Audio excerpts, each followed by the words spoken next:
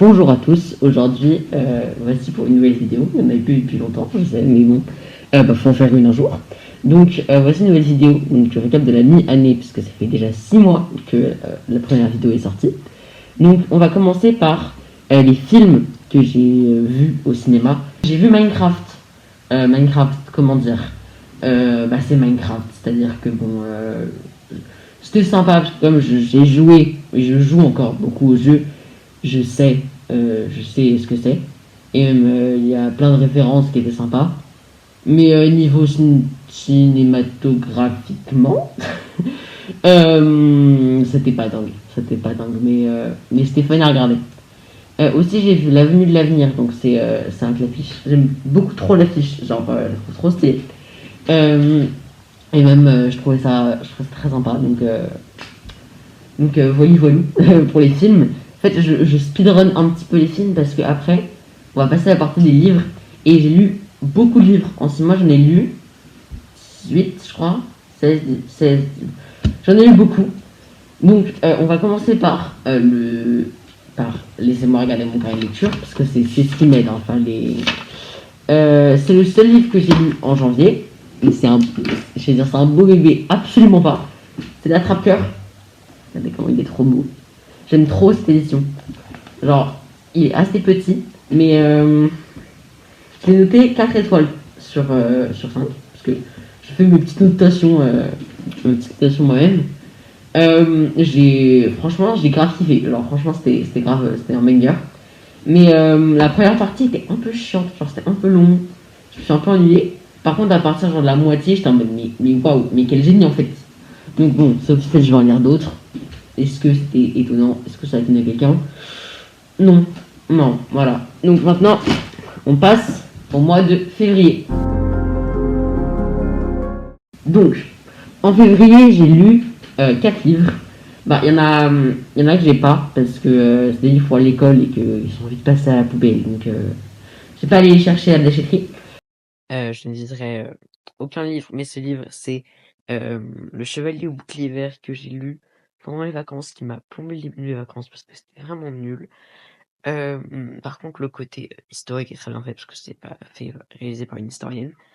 Mais honnêtement, c'est vraiment, vraiment pas bien. Genre, je vous conseille absolument pas cette lecture. Mais bon, si vous voulez quelque chose de historique, mais pas dur à lire, c'est bien. Donc, j'ai commencé par lire Stopper, le tome 4. Franchement, c'est trop cute. Je l'ai lu en anglais. Et vraiment, ce tome-là, vraiment, il était trop triste. Il était moins triste que la série, parce que je sais pas, si vous l'avez vu, vous savez de quoi je parle. Et en gros, dans ce tome-là, t'as Charlie, l'un des personnages principaux, qui développe, on pense qu'il a depuis longtemps, mais on trouve qu'il a des TCA, les troubles du comportement alimentaire, je crois. Et du coup, c'est assez triste, mais ça reste quand même tout doux. Ça reste tout doux, même si c'est triste. Une porte vient de s'ouvrir. Super, je vais aller la fermer. Maintenant que la porte est fermée, on peut continuer. Donc, je vous disais que c'était triste, toujours aussi triste, mais bon, la tristesse. En vrai, c'est ce qui me fait un peu aimer un livre. Alors, si un livre m'a déchiré, je l'aime. Mais si bon là, il m'a pas déchiré, mais quand même peut-être triste. Après, La voleuse de livres, honnêtement, il est vraiment moche ce livre. Mes offenses à lui, mais c'est vraiment immonde. Genre, je peux pas. Mais il coûtait 2€, donc bon, finalement, un livre qui coûte pas cher, on dit pas non, parce que les livres, en vrai, ça peut coûter cher. Genre, on en parle pas assez, mais ça peut coûter grave cher un livre. Après, j'ai lu Un petit oiseau de Marie Pavlenko. Donc, ce livre, c'est un livre qui parle d'une fille qui, dans un accident de voiture, a perdu son bras gauche, je crois. Et qui du coup va un peu réapprendre à vivre, même si bon, c'est un peu compliqué puisqu'on la suit. Ça commence la semaine où elle sort de son hospitalisation, donc c'est vraiment au tout début. Donc ça non, c'était une belle pépite. Les deux là, c'était vraiment incroyable. C'était très bien écrit, surtout La voleuse de livres. Je sais pas si ça se voit, mais j'ai fait genre plein de petites annotations. Et non mais honnêtement, 5 étoiles, 5 étoiles. Je vous dis, lisez-le si vous avez envie de les lire, si je vous donner envie. J'espère que je vous donner envie. Mais maintenant, on va passer au troisième mois, au mois de mars. Donc, qu'est-ce que j'ai lu en mars? En mars, là, j'ai que un seul livre. J'ai Yvan le Chevalier au Lion, un autre livre que j'ai dû lire pour l'école. Je pense que ça me paraît assez clair dans le titre. C'est un truc sur la chevalerie. J'ai détesté ce livre. Moins que le Chevalier au Bouclier Vert, mais j'ai quand même détesté. Donc bon, c'est parfait. Pardon, j'ai bugué complètement. Et après, le deuxième livre que j'ai lu, en plus c'est un livre que j'ai adoré, ça s'appelle Ici et seulement ici. Donc c'est un livre de Christelle Labousse. Voilà, regardez comme il est beau. Donc celle qui a écrit La Page Miroir, que j'ai surkiffé. Honnêtement, pardon, mais je crois que j'ai presque préféré à La Page Miroir. Tellement en fait l'écriture est hyper différente et en fait elle t'emporte dans un univers qui est... En fait il est réaliste. Parce que l'histoire, en gros c'est un collège de banlieue normal, public. Et en fait on va suivre plein d'élèves différents dans ce même collège, à différents niveaux. Et en fait on se rend compte que on est tous... bah, c'est que en fait c'est hyper bizarre comme livre. Je peux pas décrire parce que ce serait donner des indications, mais en fait on se lance dedans en savant que c'est un peu un truc un peu psychologique et qu'il va se passer plein de trucs, pas forcément ultra réels, mais qui peuvent refléter un peu la réalité. Donc moi franchement je trouve ça vraiment, j'ai vraiment surkiffé ce livre, genre c'était vraiment une grosse pépite. Je le lisais dans mon bus, j'étais comme ça, j'étais en mode mais waouh, mais qu'est-ce qui se passe, pourquoi il a tué Michel? Vous comprendrez si vous avez lu le livre. Donc ça c'était, j'ai lu que, ouais, du coup j'ai lu que 2 livres en mars. Et après, au prochain mois, j'ai lu 4 livres. Donc maintenant, on passe au mois d'avril. Donc en avril, comme je le disais, j'ai lu 4 livres. Donc ces 4 livres, j'ai commencé par If We Were Villains. Regardez-moi comment il est trop beau ce livre. Genre, l'édition dans laquelle je l'ai trouvé, vraiment, c'est mon bébé en fait. Donc, With For Villains, c'est de la Dark Academia. Et pour la petite histoire, hein, donc c'est Oliver Marks, donc, qui finit sa prison pour un meurtre qu'il a peut-être ou peut-être pas commis. On ne sait pas s'il l'a fait. Donc, on se dit, bizarre, franchement bizarre. Et t'as l'inspecteur qui s'est occupé de son affaire, qui vient lui demander, frérot, mais qu'est-ce qui s'est passé, genre, pour de vrai, parce qu'il sait qu'ils ne savent pas tout, la police. Donc au début, il hésite, il se dit, bizarre, on va avoir un procès, il fait, et t'inquiète, je suis à la retraite. Donc là, il va lui expliquer ce qui s'est passé, qui s'appelle l'année de leur troisième année, quatrième, on va dire 3/4e, donc à l'avant-dernière année, ou la dernière année, je sais plus, bon voilà. Ce qui s'est passé la dernière année de théâtre avec ses 7 amis qui vivaient dans une résidence qui s'appelait Château, dans une école de théâtre prestigieuse, et savoir ce qui s'est réellement passé cette soirée, et même tout ce qui s'est passé, parce que en fait la police ne savait rien de tout ce qui s'est passé, c'est complètement dingue. Donc ce livre, je l'ai fini, j'étais en mode, je n'ai plus foi en la vie. La vie est belle, mais pas pour ces gens-là. Genre j'ai vraiment eu beaucoup de peine MC. Ça se finit mal bien, enfin genre à la toute fin, t'as en mode, il y a une petite hausse d'espoir. Après, j'ai lu un livre. J'en avais parlé en disant qu'il était trop beau. Regardez-moi comment il est trop beau ce livre. En fait, je sais pas pourquoi. Mais je sais pas, il y a. Ah oui, il y avait Vassam, mais genre c'est devenu orange là. Je pense que c'est avec le soleil ou comme ça. Ça se trouve, j'ai raconté que des bêtises, ça se trouve c'était orange depuis le début. Mais là c'est jaune. Jaune et orange. Donc ce livre, il était trop bien. Il était triste. En fait, il y a une romance gay dedans. Et la romance est pas triste. Mais toute l'histoire autour est tellement triste. C'est une dinguerie. Genre, en gros, c'est un garçon qui s'appelle Aurélien en 98, qui va devoir emménager pendant les vacances d'été chez son oncle, Andrea, donc pour tout le titre de moi chez Andrea. Et là-bas, donc c'est à Saint-Malo, donc déjà, c'était pas en Italie, comme je le disais dans la dernière vidéo. Mais donc c'est à Saint-Malo, Et bah, tu vois, j'ai envie d'aller à Saint-Malo, direct, maintenant. Maintenant, j'ai envie d'aller à Saint-Malo, c'est ma destination de rêve. Euh, je rigole. Mais en fait, on y va parce qu'on sait que sa mère, elle est hospitalisée. Et du coup, pendant tout le livre, t'as des flashbacks et tu te dis, ah, ce mec a vraiment vécu une vie de merde. Mais honnêtement, la romance est minime, même si des fois elle passe un peu au second plan parce que c'est quand même pas le thème principal.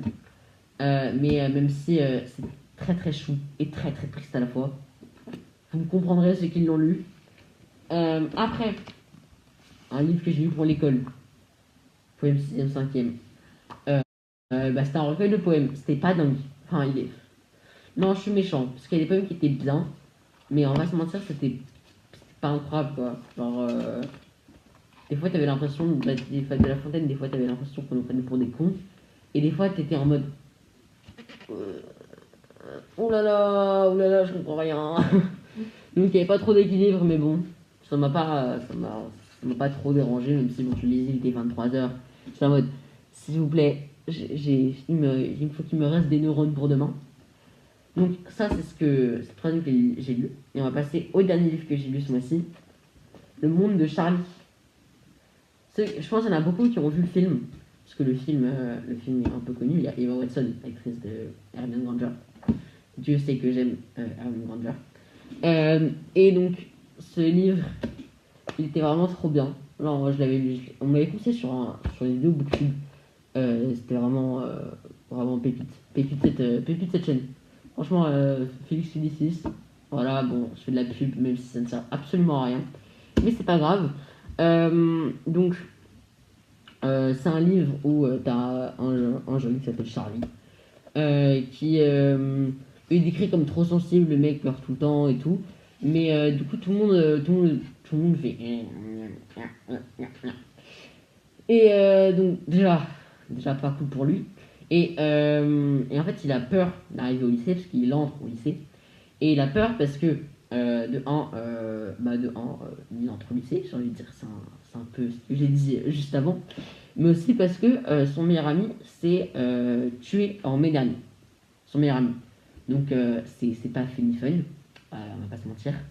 Je vous spoil rien, c'est vraiment genre page 10. Et, mais du coup, il va découvrir deux amis. Je sais plus comment ils s'appellent. Patrick et Sam.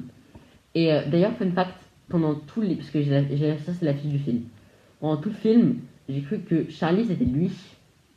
Parce que Patrick et Sam, genre, ils sont frères et sœurs. Donc je me dis, ah, mais ça, c'est Patrick et Sam, genre. Bah non, quand j'ai vu le film, j'étais en mode, ah, bah tu es con. Non, je suis pas con. Je suis pas très intelligent. Même si nous sommes tous intelligents, ne l'oubliez pas. Et maintenant, après cette truc de 8 ans, passons au livre que j'ai lu au mois de mai. Donc, en mai, qu'est-ce que j'ai lu en mai? Déjà, il faut savoir que fin mars, il y a le No Hunger Games qui est sorti. Donc en mai, qu'est-ce que ma soeur, mon incroyable soeur, m'a acheté? Hunger Games, le dernier, il était incroyable. D'ailleurs, vraiment, c'était trop triste. Genre, hey Mitch, là tu comprends pourquoi il est alcoolique. Genre, t'es en mode, moi aussi je serais alcoolique, franchement, genre, j'aurais pas fait mieux. Donc, là, ça raconte les 50e Hunger Games, donc ceux auxquels hey Mitch a participé. Et petite particularité au 50e Hunger Games, au lieu qu'il y ait 24 tribus, il y en a 48, il y en a le double. Donc c'est-à-dire qu'il y a dans chaque district, il y a deux tribus filles et deux tribus garçons. Donc voilà, c'est pas hyper fun. Et à un moment, il va un peu se rendre compte qu'il n'y a pas beaucoup de chances de gagner. Genre, honnêtement, il est quasiment sûr de mourir. Et du coup, il se dit, mais attends, en vrai, autant foutre la merde et je meurs. Sauf que bon, on sait que Haymitch, on l'aime de tout notre cœur, il survit. Donc voilà, je dirais pas plus, mais voilà, c'est déjà très très triste. Donc, prochaine lecture, j'ai lu Un secret de Philippe Grimbert. Moi perso, j'aime trop la couverture. il était rapide, c'est un livre rapide à lire. Donc l'histoire de ce livre, c'est en gros, c'est un petit, c'est l'histoire de l'auteur. En tout cas, il le raconte comme si c'était lui qui l'avait vécu. Où quand il était petit, il s'est inventé souvent un frère. Et un frère qui il s'imaginait se battre avec lui. Pour lui, c'était une peu. Enfin, en gros, il s'invente un frère parce qu'ils se sent seuls. Et un jour, on va découvrir le drame familial. Et d'un coup, en fait, on va passer quasi toute l'entièreté du livre dans cette période de la guerre, de la Seconde Guerre mondiale, où un drame euh, s'est passé et qui explique peut-être le malheur du jeune garçon. Donc ça m'a grave touché. C'était hyper touchant comme livre. Bon, je suis vraiment inspecteur Obvious. Euh, Après, le dernier livre que j'ai lu en mai, je l'ai pas, mais c'est 5 millions d'années et un jour de Jean-Baptiste Andrea, donc le voici. Et ce livre il était trop bien.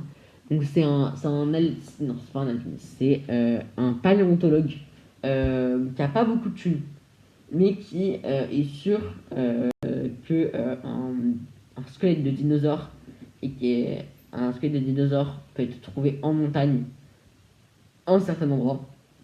Il va donc décider d'appeler son poteau, son meilleur poteau, et deux autres personnes vont se rajouter.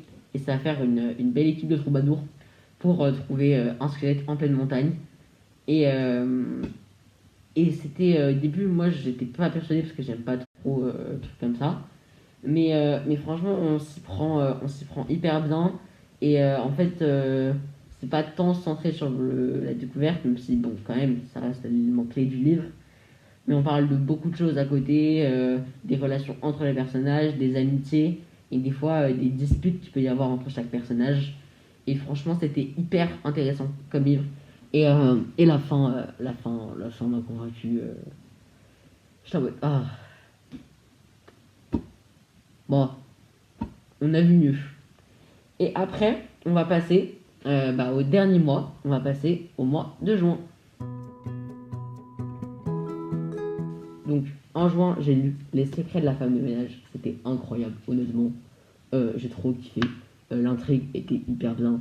Le plot, mamma mia, en fait. Là, c'est Mini qui retrouve du travail. Il y a un autre plot. Incroyable, finalement. Après, c'est une relecture. J'ai relu Rita de Marie Pavlenko, donc c'est celle qui a écrit Un ces petits oiseaux. Je l'avais lu l'année dernière.